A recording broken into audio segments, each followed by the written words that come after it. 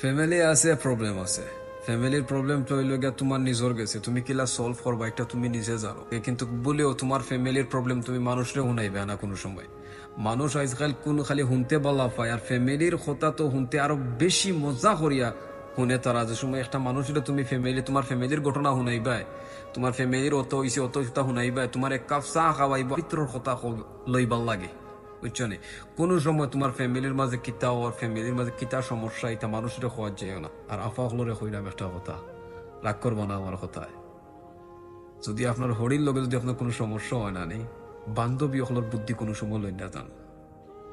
আর নাইলে আপনার নিজের হাতে নিজের পরিবারটা ধ্বংস করে ফেলাই দিবা, আপনি নিজেও হইতে পারতেন। পরিবারের মাঝে কোনো সমস্যা হয় তে সেই সাজেশন লইবা না যে জামাইরা ছাড়ি দো আর এক বিয়া করে দিবা এনে। এই বুদ্ধিটা কোনো সময় লইবা না। আর এটা শুনলে এটা মানুষের যদি কোনো মানুষের হয় আপনার ফ্রেন্ড স্টাফের মাঝে আপনার ফ্যামিলির মাঝে লগালগ ব্লক মারবা। সম্পর্ক নষ্ট করার লাগে একজন নাই, 1000 জন থাকে।